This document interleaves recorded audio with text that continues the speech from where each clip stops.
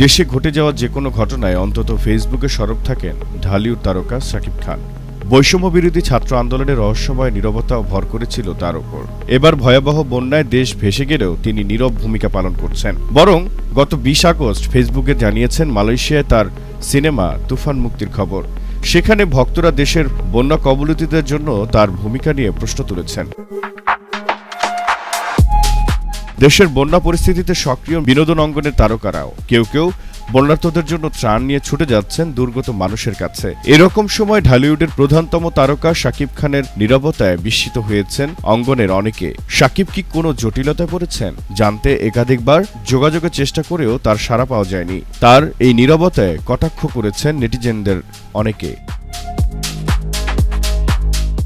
একজন লিখেছে, দেশের চরম দুঃসময়ে ঘুমিয়ে আছেন শাকিব খান, এভাবে সবসময় দেশের বিপদে ঘুমিয়ে থাকুন। শাকিবের সর্বশেষ পোস্ট মালয়েশিয়ায় তুফান ছবির প্রচারণা। সেখানে ইমদাদ মিলন লিখেছেন, প্রিয় খান সাহেব, বন্যা বা বানভাসীদের পাশে দাঁড়ানোর অনুরোধ করছি, ভক্ত হিসেবে এইটুকু অনুরোধ। এম এ মাসুদ লিখেছেন, তুফান পরে নিয়ে আসেন, আগে বন্যায় অসহায় মানুষের পাশে দাঁড়ান।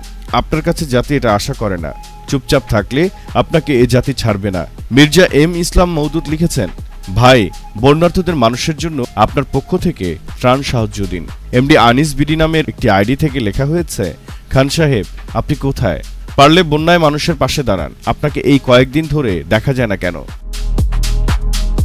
প্রসঙ্গত 2022 সালেও বন্যায় ডুবেছিল সিলেট সুনামগঞ্জ। সেবার নিউ ইয়র্ক থেকে অফিসিয়াল ফেসবুকে বন্যার্থদের জন্য ত্রাণের ঘোষণা দিয়েছিলেন শাকিব খান। বাস্তবে সেই ত্রাণ পৌঁছেছিল কিনা তা জানা যায়নি, তবে অসমর্থিত একটি সূত্র জানিয়েছে শাকিব খানের কোম্পানির পক্ষ থেকে এবারের বন্যায় সহযোগিতা পাঠানো হয়েছে। এ কারণে ব্যক্তিগত অংশগ্রহণ নিয়ে সরব নন এই তারকা।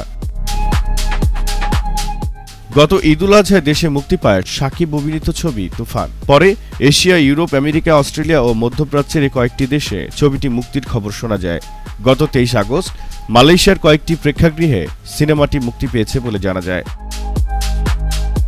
স্মরণকালের অন্যতম ভয়াবহ এই বন্যায় শাকিব নীরব থাকলেও সরব ছিলেন তার দুই নায়িকা ও সাবেক দুই স্ত্রী অপু বিশ্বাস ও শবনম বুবলি। বন্যার্তদের পাশে দাঁড়ানোর আহ্বান জানিয়ে পোস্ট দিয়েছেন তারা।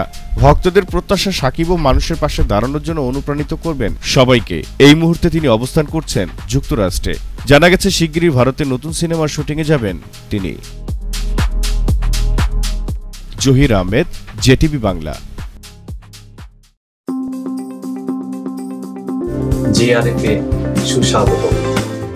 জেআরএফ রেমিটস, জাপানের 1 নম্বর রেমিটেন্স কোম্পানি। বাংলাদেশ থেকে যে কেউ যে কোনো সময় নগদ, বিকাশ বা ব্যাংকের মাধ্যমে টাকা পাঠাতে পারেন খুব সহজেই।